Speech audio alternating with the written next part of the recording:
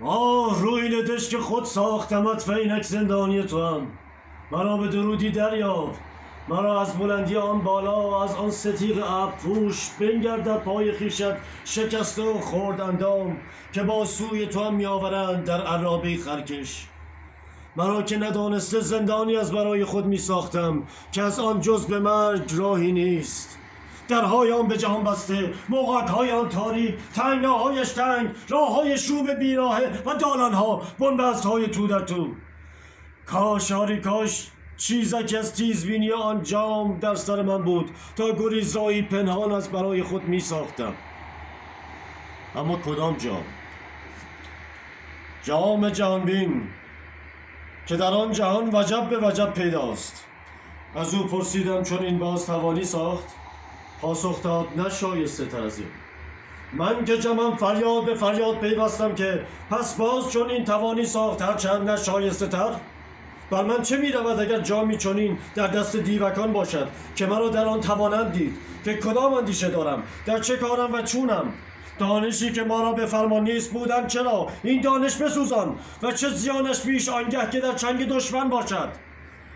گویا جم هم مقداری توهم توطئه دشمن داره. کدام دشمن ای جم؟ ای که بر اسب می نشینی تو را دشمنان بربادند و چه اندیشیدی که من ایشان را به کس گیرم؟ آنکه تاج دانش به سر دارد چگونه بندگی مردمی خاران و نابخردان کند؟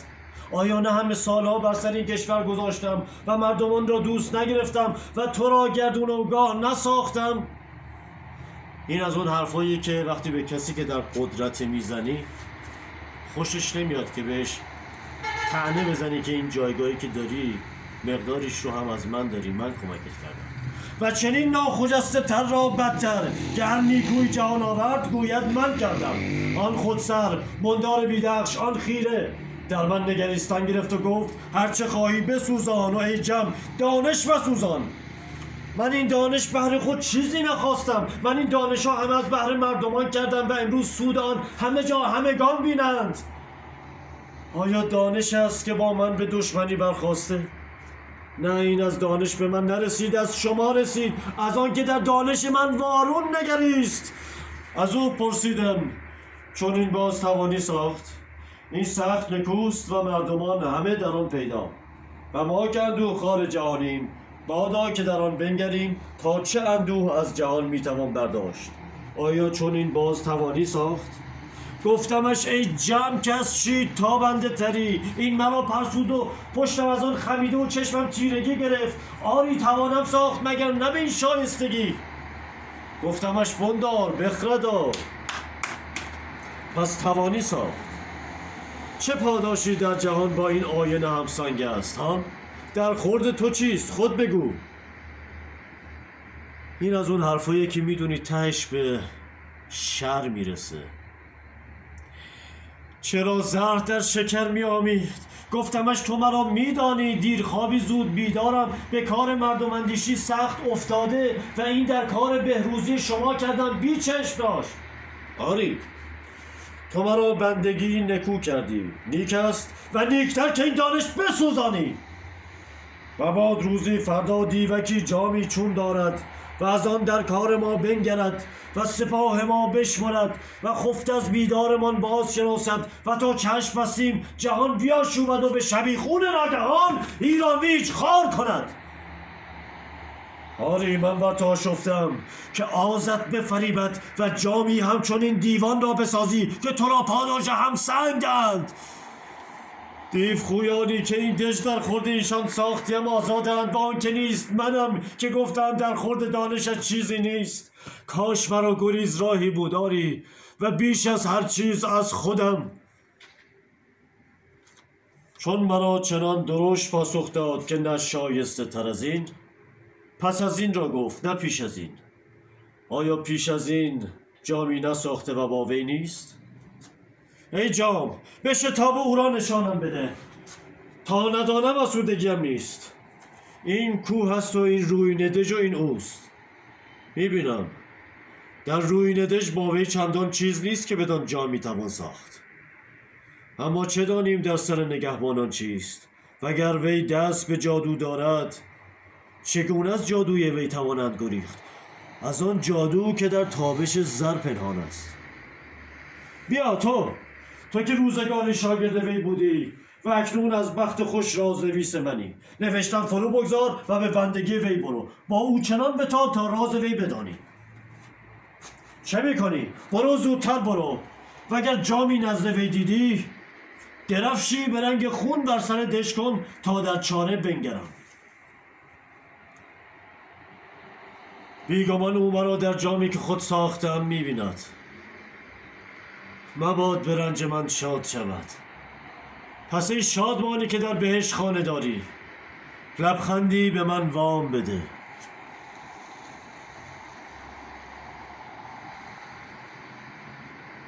نه من او را به روی ندش فرستادم و این بس نیست. چه باید کرد اگر استاد شاگرد را درود خوان شود و بندگی به جای آرد و آن اینا در کنار گیرد و به یاری هم جامی نو بسازند؟ نه، مرا چاره مرگ اوست. بیایید شما مهربانان باشید که خواب گریخته مرا به جای خود باز میگردانید. بتازید و بشتابید و به پشت سر منگرید مگر با سر او. چشم براغم دمم که با دلی شکسته و قلبی اندوه بار گزارش مرگ وی را به گوش خود میشنوم. و گواه شما پیکر پاره پاره اوست که با دهان زخم‌هایش به 100 زبان سخن میگوید. اگر او همان است که توش میدانی، پس نیک دانی که همینک در چندیش است.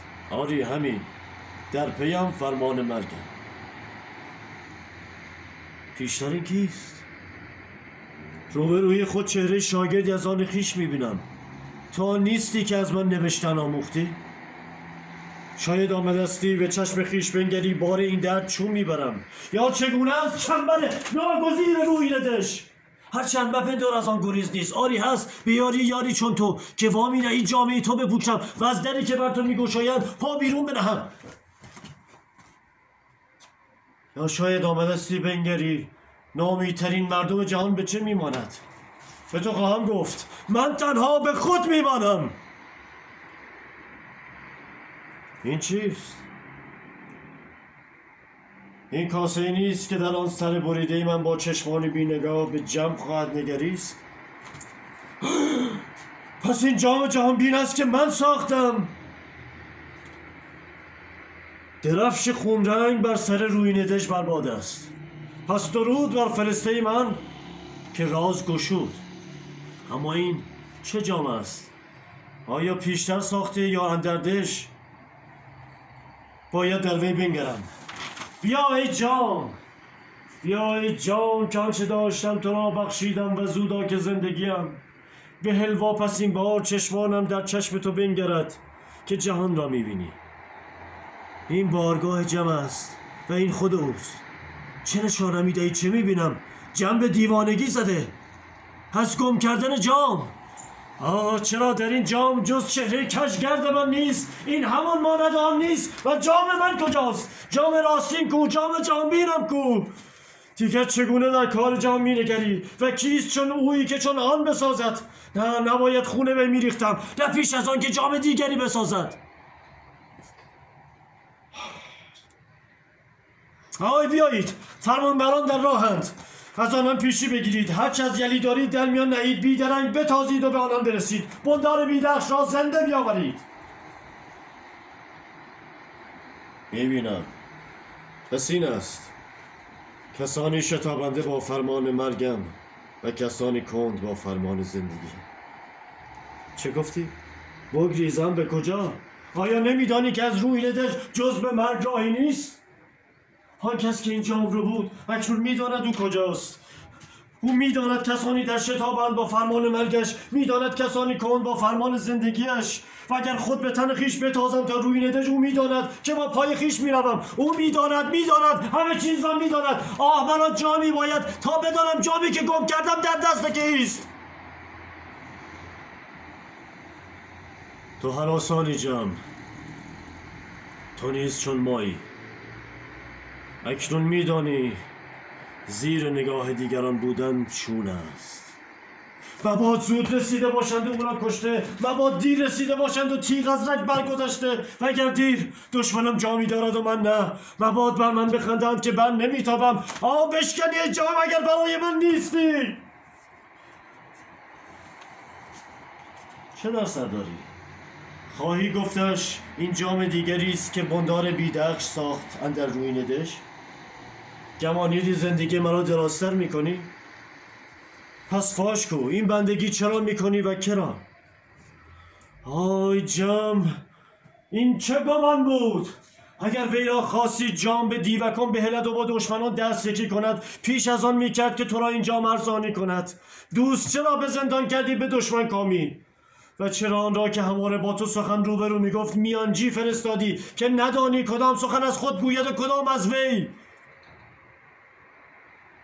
کی از سرم گذشتی که بیشرمی گستاخی، که جام از جم و جان از من بخواستی دزدید؟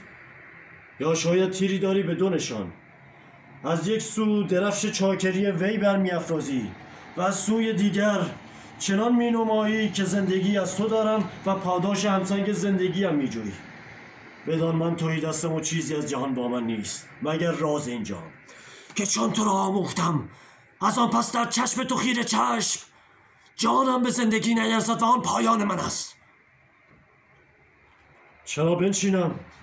نه تندرم رازی کنید. من که جمم به تن خیش برمی نشینم و راه بلند روی دش به سنگو به خنگ باد رفتارم پس می کنم. زودتر پیکی چون باد بادگین من گسیل کنید، که چون تیر از شست شده باد پشت سر بگذارد و نیز کبوتری پرده اید باد پر با فرمانم که راه های آسمان ببرد تا روی دش و بگوید فرمان جم می شکند. این راز با تو در میان نهم تا دانش از دل آن نرود؟ آری خوشتر که چون زندگی به موی بنده است آن را به دیگری گره زنم تا ریسمانی استوار شود.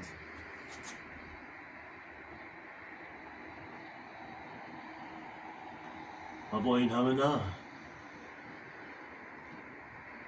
چگونه باید دانست از آن جام که به دانش سازی چه برخواهد خواست؟ اگر کسی داردش که در رنجهای مردمان بنگرد و کار نتواند، چه بهره جز که رنج افزون شودش؟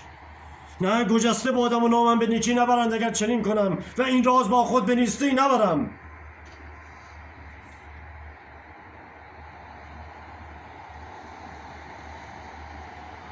چه میبینم؟ چرا باید درفش خون رنگ را همینک پایین کشند؟ این راز چیست جز که پندار ما خاکستر شده بر باد رفت؟ کاش نیبند آنها که پیشترند بشکند و پای آنها که بسترند تیزتر شود و پیکم از هر دو بگذرد و کبوترم از همه زودتر برسد. من که جمم بندار بیدخش را زنده میخواهم.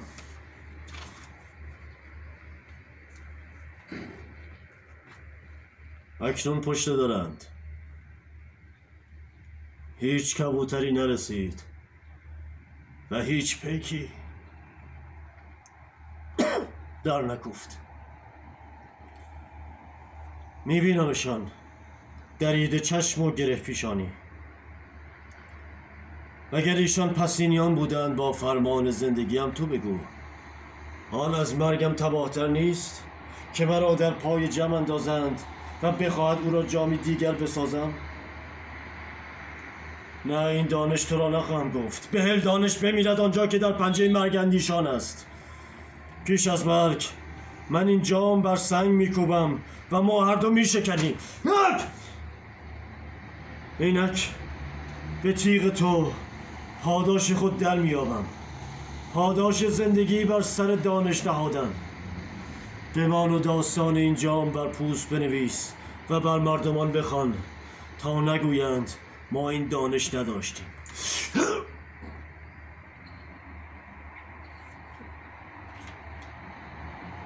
کار از دست شده، همه از دست رفت. کار از دست شده، بندار بیدخش از دست رفت. من که جمم پیش از این بی جام جهانبین نیز جمع بودم. پس چه اندوه بنویسید. یاوه‌ای گفتند هرگز کسی انجام ندید. میان ما این دانش ها دیده نشده. این افسانه ای بود که بیهودگویی گفت همه افسون و گزاف، همه پندار و گمان و تمام.